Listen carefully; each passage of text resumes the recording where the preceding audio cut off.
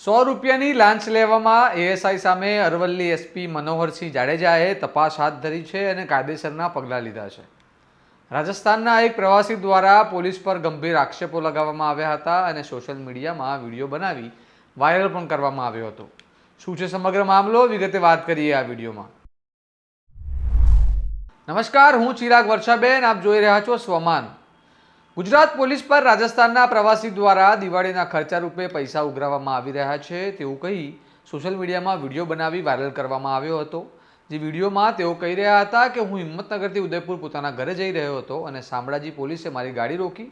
મને લાગ્યું કે કોઈ તપાસ કરવા માટે તેમણે મને રોક્યો હશે, પરંતુ તેઓએ મારી પાસેથી દિવાળીના ખર્ચા રૂપે પૈસા માંગ્યા અને તે સમયે મારે કામ હોવાથી મેં ₹100 તે એએસઆઈને આપીને ત્યાંથી હું નીકળી ગયો।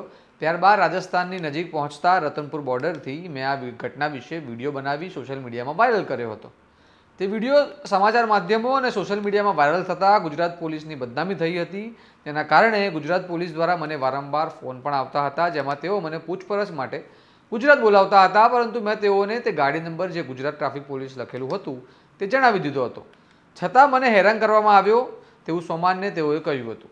હવે આ મામલે અરવલ્લી એસપી મનોહરસિંહ જાડેજાએ આ મુદ્દે ધ્યાને લઈ એએસઆઈ પર કાયદેસરના પગલાં લીધા છે। સૂત્રોના જણાવ્યા અનુસાર એએસઆઈની બદલી હેડક્વાર્ટર પર કરી દેવામાં આવી છે અને ટ્રાફિક પીઆઈને આ મુદ્દે તપાસ સોંપવામાં આવી છે। આ જોઈને સ્પષ્ટ થાય છે કે પોલીસમાં આવા કર્મચારીઓના કારણે ગુજરાત પોલીસને બદનામ થવું પડતું હોય છે। પોલીસની આબરૂના ધજાગરા થયા બાદ અરવલ્લી એસપી દ્વારા યોગ્ય પગલાં લેવામાં આવ્યા છે, તે સારી બાબત છે। બાકી તો આવા મામલે કેટલી તપાસ થાય છે અને મામલો ક્યાં પહોંચે છે તે આપણે સૌ જાણીએ છીએ।